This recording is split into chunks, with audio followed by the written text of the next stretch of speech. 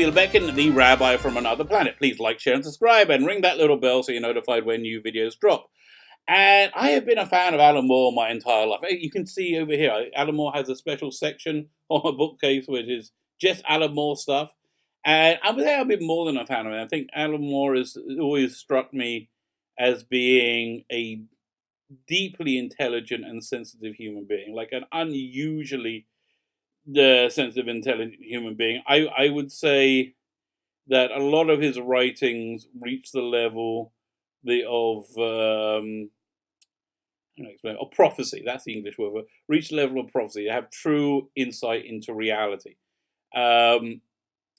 So yeah, I liked him and I've respected him my entire life. You know, I started reading comics when he was started getting huge. When Warrior first started coming out, that's when I got into comics. And I tell you, it was around Warrior issue 11, I think. With that, I missed most of that first run, that first year, and then I got on board right thereafter. And so yeah, and so you know, it was actually really cool. We used to have this thing called the comic marts in London, which were, and you will see like all these comic pros there. And Alan Moore was there all the time. He was resplendent in this white suit, which he got after he started working for DC and clearly started making some money. So good for him. So yeah, so I think he's a true insightful genius. Perhaps one of the most important artists of our day. And I think he screwed up. I think he's done something a little bit dumb. Now, listen, everybody's a human being, and everybody makes things that I disagree with. You know, everybody makes things that's wrong. I was going to say everybody does things that are wrong, but it's not something wrong. This is something I disagree with. Like, so, for example, I understand he was screwed over with Watchmen. I completely get he was screwed over with Watchmen, but even so, he didn't really make it that good for himself either. I think he made it as hard for himself he could have done. I think if he played ball a little bit, he would have been able to get the rights back, or if he was able to do that, if he was able to bend in any way, I think there was a willingness to make a deal, but he just didn't want to do that. Didn't want to compromise himself, and I don't think he's right, you know, because I think while yeah, he is the artist, the creator of it, the backers also, the people who published it, also have a say in what they publish and what they do with their business. So, yeah, again, and I'm not saying that DC didn't act in a shitty way to Alan Moore. I'm sure they did. Yeah, I'm sure. Yeah, I'm sure there are very bad people who work in the comic book industry then. I'm sure that now. Yeah, I get it. But again, still, and also, I don't really understand the this idea of nobody being able to touch your creations. That's just standard for the industry that you worked in. You know, that Alan Moore came in and took over Swamp Thing that was created by Bernie Wrightson. You know, and he made it. It's like unique in his own, but still, it's created by Bernie Wrightson. You have an expectation in the comic book industry to have your characters be taken over and used by somebody else, and I think that DC waited so long is indicative of there being a willingness to do a deal. But this video isn't about any of that. And this video is about Alan Moore's dumbest move ever. In my estimation. His dumbest move ever is he just put out this letter saying he, for the first time in 40 years, is going to vote in this general election, which is going to be on December 12th. It's about 3-4 weeks away. And he's going to vote for Labour. Not because he likes Labour. Then he says they seem to be the least awful. I'm paraphrasing his letter, but the Conservatives are so awful. The right wing party are so awful they got to be opposed. And yet, so fine. You know, I'm okay with anybody having any political opinion.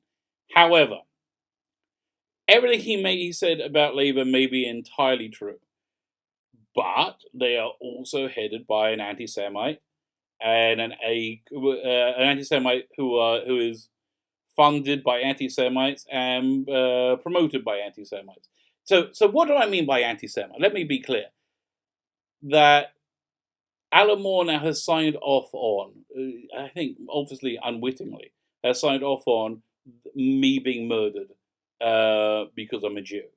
Yeah, now that seems a bit of an extreme thing to say, but that's exactly what's happened.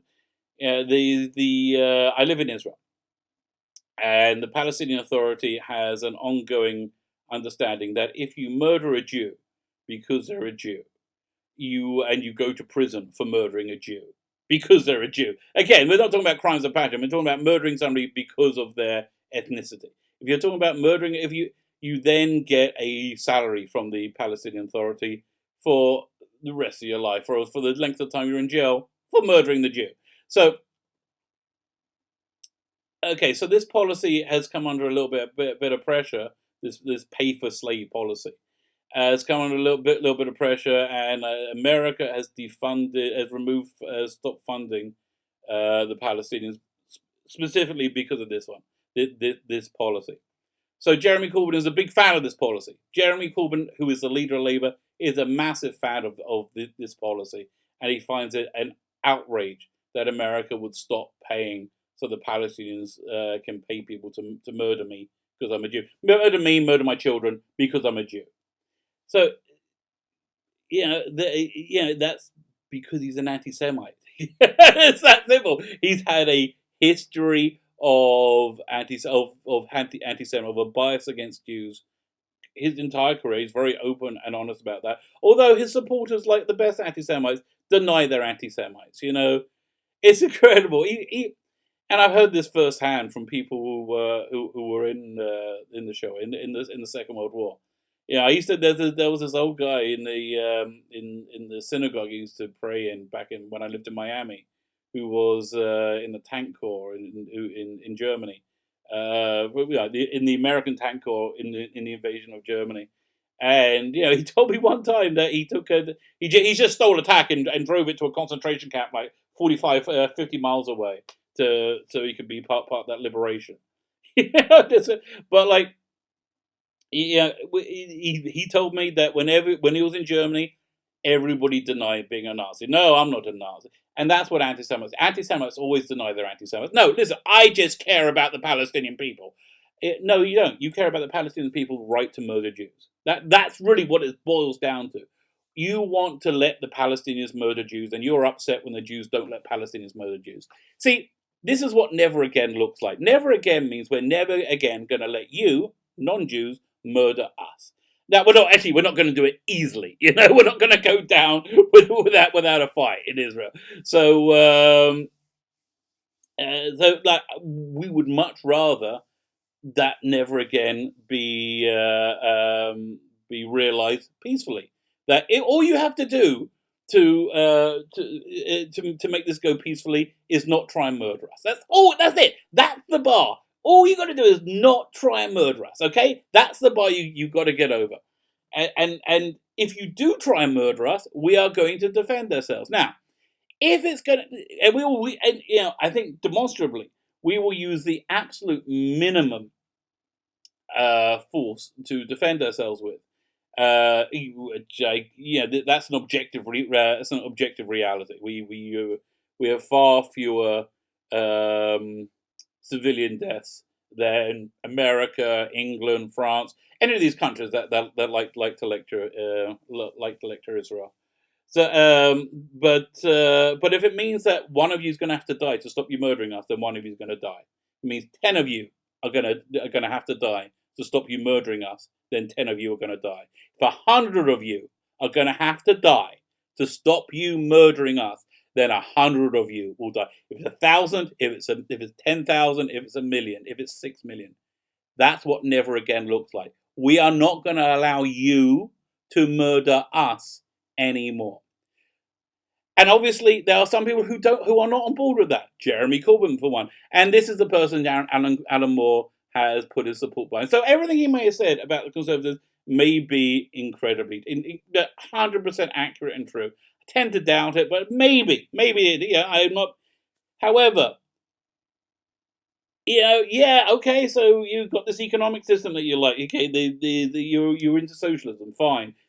Doesn't matter if it's a Jew hater with a mob of Jew haters. It's the person you're banking on. So that's who Alan Moore is putting his money behind. Alan Moore is putting his money completely on anti-Semitism, on Jew hatred, which being a rabbi, I'm not so entirely on board for. So this was Alan Moore's dumb. No, what was Alan Moore's real dumbest move was how can I explain this?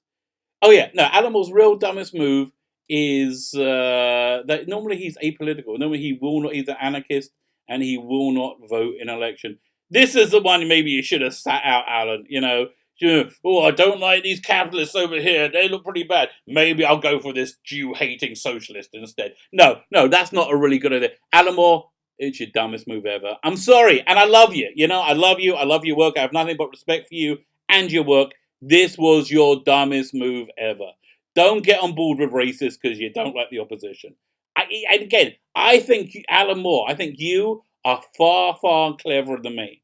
And if I can work this out, I think you might have dropped the ball on this one. My name is Phila Becken, the rabbi from another planet. Please like, share, and subscribe, and ring that little bell so you're notified when new videos drop. Oh, and let me know what you think. Listen, if you violently disagree with me, let me know, because, I like debate. I like to have conversation.